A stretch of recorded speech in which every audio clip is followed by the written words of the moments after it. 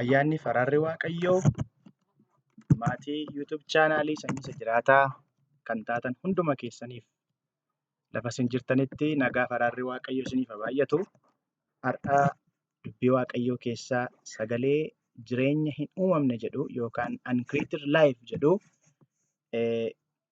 qabadhee dhiyaadhee tanan jira. Har'a sagalee kanarratti yookaan mata duree kanarratti dubbii Waaqayyoo isiniif qooda. Ayyaanniif araarri Waaqayyoo isiniif haa baay'atu. Ani Sanyii Baqqalaan jedhama.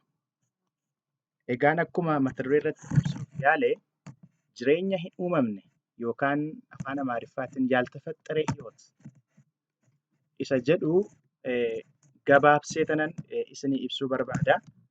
Wanta Hafuurri Waaqayyoo keessa koo kaa'e.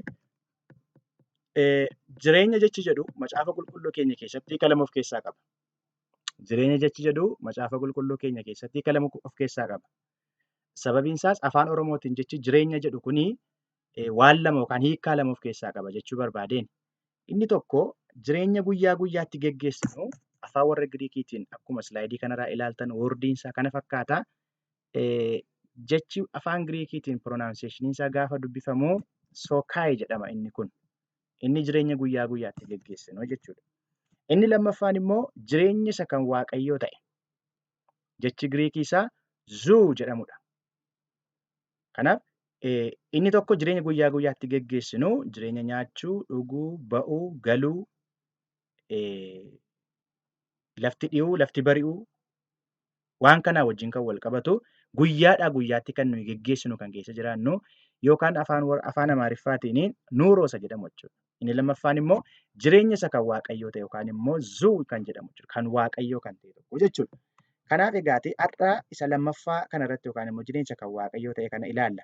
Kanaaf egaa jireenyi inni kan Waaqayyoo ta'e kuni jireenya hin uumamnedha jechuudha. Jireenya hin uumamne gaafa jennu immoo jireenya kan Waaqayyoo ta'e Waaqayyo mataadhuma isaatii jechuudha.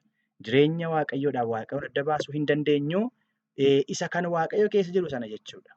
Kanaaf egaa Waaqayyo uuma osoo hin taane uumaa waan ta'eedhaaf namni foon immoo uumamaa Waaqayyo immoo uumaadha.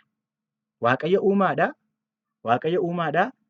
Biyya lafaa kanarratti wantoonni ijaan argamaniidhaa fi wantoonni ijaan hin argamne hundumti isaaniiyyuu Waaqayyoodhaan uumamani. Abbaan wanta ijaan mul'atuudhaaf wantoota ijaan hin mul'anne hundumaayyuu Waaqayyoodha jechuudha. Kanaaf inni hin uumamne jireenya isaatii jechuudha yookaan immoo jireenya Waaqayyooti. Waaqayyo uumaa wanta ta'eedhaaf.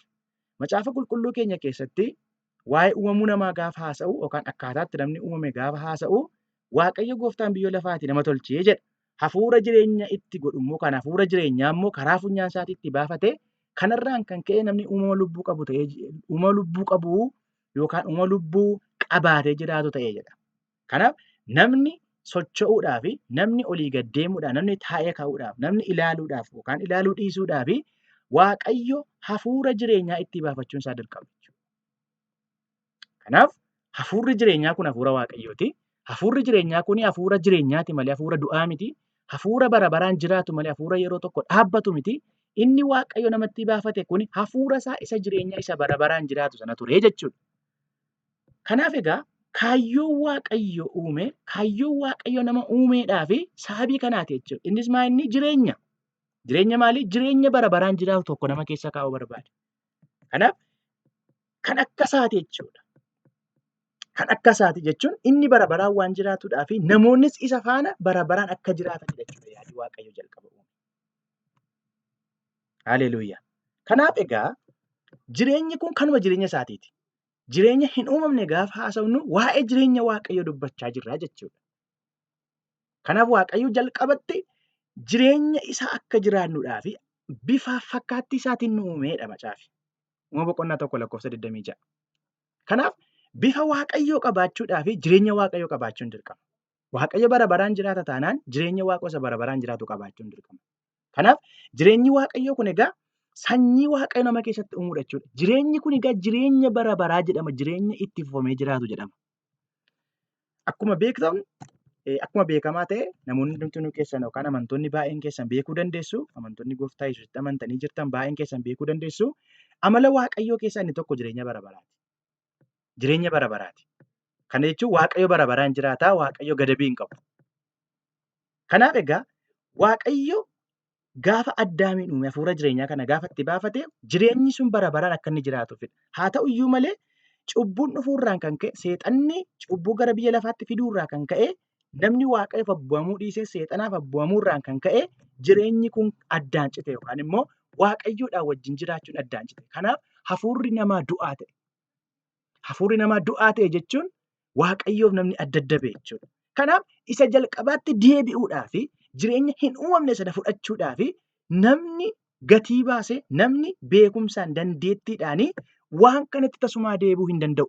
Sababiin isaas jireenyichi jireenya Waaqayyo qofaan argamu wanta ta'eedhaaf. Akkasumas jireenyi hin bitamu hin gurguramus wanta ta'eedhaaf. Haleluuyaa. Egaan jireenyi kun egaa jireenya callisanii jiraatan miti. Jireenyi bara baraa kun jireenya callisanii jiraatan tokko miti. Jireenya ba'anii galan tokko miti. Jireenyi bara baraa maalidhaa jettanii yoo gaafattanii macaafi qulqulluun jireenyi bara baraa Iyyasuus Kiristoos mataasaa akka ta'e dubbata. Yookaan immoo Waaqayyo mataasaa ta'e akka dubbata. Wangeela Yohaannis boqonnaa 1:4 kaastanii gaafa dubbifattanii sagalee kana iddoo sana argachuu dandeessu. Innis akkas jedha. Jireenyi isa keessa ture jireenyichis ifa namootaa tureedha.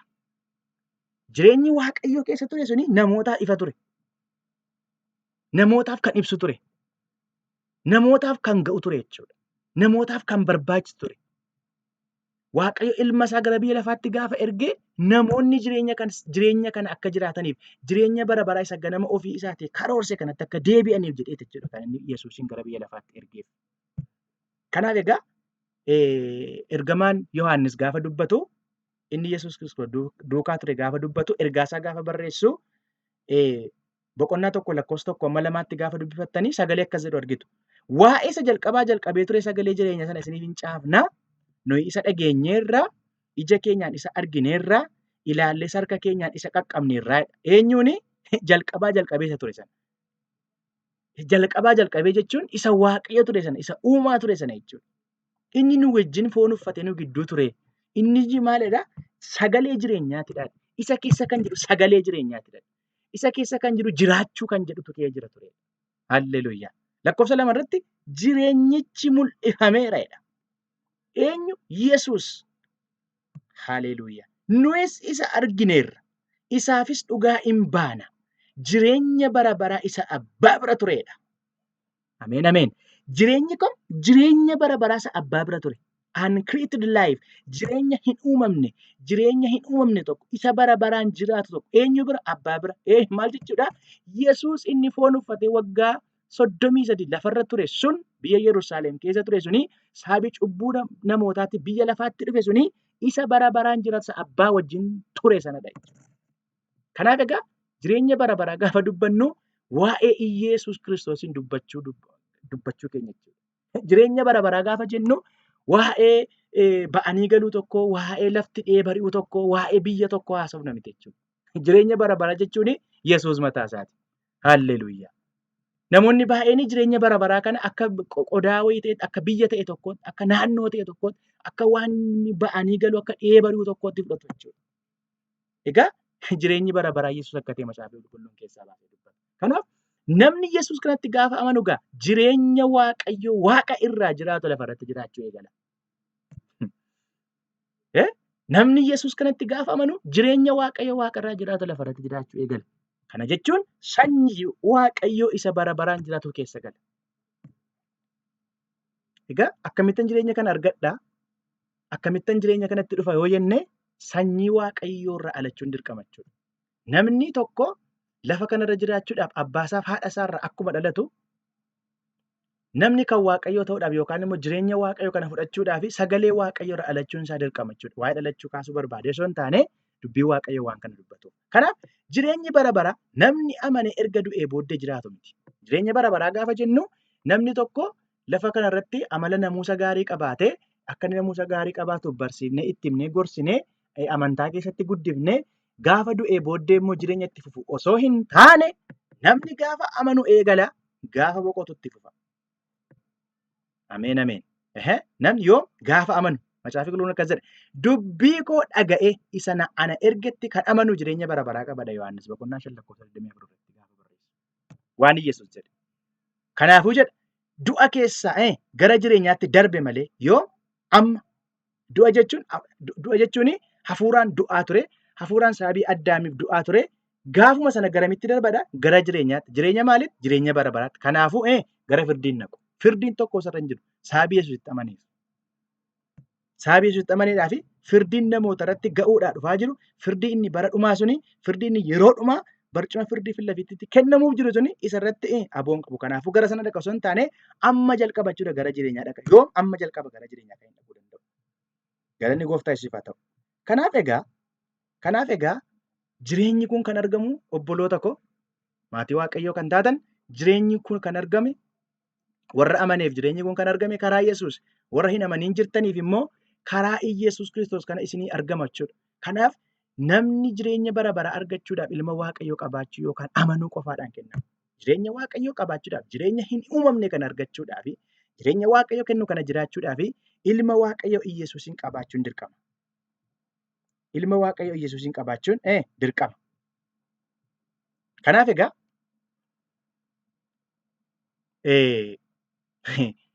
baay'ee nama ajaa'iba. Namoonni jireenya bara baraa argachuudhaaf waan garaa garaa godhu. Warri kaan hojii garaa garaa hojjetu. Warri kaan hin dafqu. Warri kaan hin fiigu. Warri kaan hin kadhatu. Warri kaan hin soomu. Warri kaan bosonatti galu. Warri kaan caakkaatti galu. Warri kaan waan biraa godhu. Amantaa hundumaa keessatti biyya lafaa amantaa uumaman kana keessaa amantaa gara 2000 jira jedhameetu tilmaamama. Amantaa hundumaa keessaa sodaan namootaa inni guddaan du'a booddee maaltu jira kan jedhudha. Inni waaqa kanaaf lafa kana uume namoonni jireenya bara bara akka qabaataniif jireenya isa kan Waaqayyoo akka qabaataniif du'a booddee jireenya itti fufaa akka qabaataniidhaaf ilma isaa gara biyya lafaa kanaatti waggaa 2000 irraa ergeera. Balballi jireenyaa inni karaa Iyyasuus Kiristoos Yohaannis boqonnaa 10 lakkoofsa 9 irratti Yesuus dubbate balballi jireenyaa ana inni jedhe sun ammayyuu lallabamaa jira, ammayyuu dubbatamaa jira. Kanaaf namni Yesuus Kiristoositti amanuudhaan jireenya bara baraa kan argata. Akkamittan jireenya bara baraa kan argadha yoo jettan Iyyasuus Kiristoositti amanuudhaan. Warri qabaattanii wanta an dubbachaa jiru kana isinii galadheetan amana. Warroonni gooftaa isin qabdanii isinii galadheetan amanaa. Isin hundi mataan keessanii jireenya Waaqayyoo qabaachuu keessan akka mirkaneeffattan hin barbaada. Jireenya bara baraa qabaachuu keessan akka mirkaneeffattan hin barbaada. Gooftaatti amanneerra waldaadhaan jettanii ammayyuu jireenya bara baraa qabaachuudhaan warri dhamaatan dubbii Waaqayyoo keessaa baasee ati jireenya bara baraa qabda jedhee sitti dubbataa jira jechuudha. Kanaaf egaa namni Yesuus Kiristoos kanatti amanuudhaaf maal gochuuti qaba yookaan jireenya bara baraa qabaachuudhaan namni maal gochuuti qaba? Yesuus gooftaa ta'uu isaa afaan isaatiin beeksisuudhaa qaba. Roomee boqonnaa 10 lakkoofsa 9 dubbifachuu dandeessu. Roomee boqonnaa 10 lakkoofsa 9 kaasee dubbisa. Roomee boqonnaa 10 lakkoofsa 9 kaasee akkas jedha. Dhaggeeffadhaa isiniin dubbisa. Yesuus gooftaa akka ta'e afaan keetii yoo beeksifte Waaqayyo du'a akka isa kaase immoo garaa keetti yoo amante fayyina bara baraa hin argattaadha. Lakkoofsa 8 fi 9 gaafa dubbifattanii lakkoofsa 8 isaan amma dubbise olitti egaa maal godhi jedhare dubbichi sitti dhiyoodha afaan kee keessa garaa kee keessa jira jedhe. Dubbichi dubbii amantii sana lallabnudha. Kanarraan kan ka'e Iyyasuusitti amanuudhaaf jireenya bara baraa argachuudhaaf gama dhaquun biyya Israa'el dhaquun biyya eessaa dhaquun hin barbaachisu. Sitti dhiyoodha afaan kee keessa jira. Kanaafiyyuu akkasii dubbadhu dubbii amantii yookaan amantiidhaan Yesuus gooftaa akka ta'e afaan keetii yoo beeksifte Waaqayyo du'a akka isa kaase immoo garaa keetti amante fayyina bara baraa argatta. Dafquudhaan olii gadi fiiguudhaan osoo hin taane waa hojjechuudhaan osoo hin taane jireenyi bara baraa kan argamu Iyyasuusitti amanuudhaan afaan keenyaan beeksisuudhaan. Kanaaf amantoonni baay'een har'ayyuu amantoonni hedduun har'ayyuu biyya garaa garaa keessaa keessumaa biyya keenya keessatti jireenya bara baraa qabaachuudhaaf jedhaniitu har'ayyuu waan garaa garaa gochaa jiru. Miti garuu namni Yesuusin qabu jireenya qaba. Jireenya kam? Jireenya bara baraa. Isa kana immoo eessaa argannaa? Yohaannis irraa boqonnaa 5 lakkoofsa 12tti keessaa baasee dubbata sagalee Waaqayyoo. Sagalee Waaqayyoo humna hojjetu of keessaa qaba. Sagalee Waaqayyoo dhugaadha. Sagalee Waaqayyoo haala irratti hin hundaa'u. Sagalee Waaqayyoo haala gararraa. Tarii dadhabuu dandeessa. Tarii laafuu dandeessa. Tarii cubbutti kufuu dandeessa. Macaafi qulqulluun garuu ilma Waaqayyoo Iyyasuusin qabda taanaan jireenya qabda siin jechaa jira. Lakkoofsa 11 si dubbisa. Waaqayyo jireenya bara baraa nuuf kenne egaa dhugaan isaa kana jireenyi bara baraa kunis ilma isaa keessatti argama. Kanaaf Waaqayyo ilma isaa gara biyya lafaatti kan inni ergee ilma isaa gara biyya lafaatti kan inni erge Iyesuus Kiristoositti amanee jireenya bara baraa kan qabaadhuuf jechuudha. Kanaaf sagaleen Waaqayyoo har'a kan nutti dubbatu jireenyi hin uumamne kuni karaa ilma isaa akka nuu kenname dubbata jechuudha. Kanaaf warri Iyesuusitti amannee jirru Iyesuusin qabaachuu keenya mirkaneeffachuu qabna. Jireenya bara baraa qabaachuu keenya mirkaneeffachuu qabna jechuudha. Kanaaf Yesuus Kiristoos ilma Waaqayyoo jennaan inni biraa yookaan immoo maqaan isaa inni biraa jireenya bara baraati jechuudha. Jireenya bara baraa kanatti gallee akka jirru, jireenya bara baraa kana keessa jiraachaa akka jirru, itti fufnees akka jiraannu Macaafa Qulqulluun keessaa baasee dubbata jechuudha. Kanaaf namoonni Yesuusin qabdanii jireenya bara baraa qabdu. Kanaaf gammadaa jireenya kanatti jiraadhaa. Kiristoos biraa hin hafiinaa. Warri Yesuus Kiristoosin hin qabne immoo, warri jireenya kana hin qabne immoo Yesuus Kiristoosin fudhadhaa. Yesuus Kiristoos gooftaadha. Yesuus Kiristoos isin fayyisa. Galanni Waaqayyoodhaaf haa ta'u. Sagantaa koo irraa asuma irrattan dhaabaa. Maatii chaanaalii kanaa ta'uudhaan sabiskiraayib gochuudhaan laayik gochuudhaanii na cinaan akka isin dhaabbattan jaalala gooftaatiin isin gaafadhaa. Ayyaanniif araarri Waaqayyoo iddoo hundumaatti isiniif haa baay'atu. Shaaloom.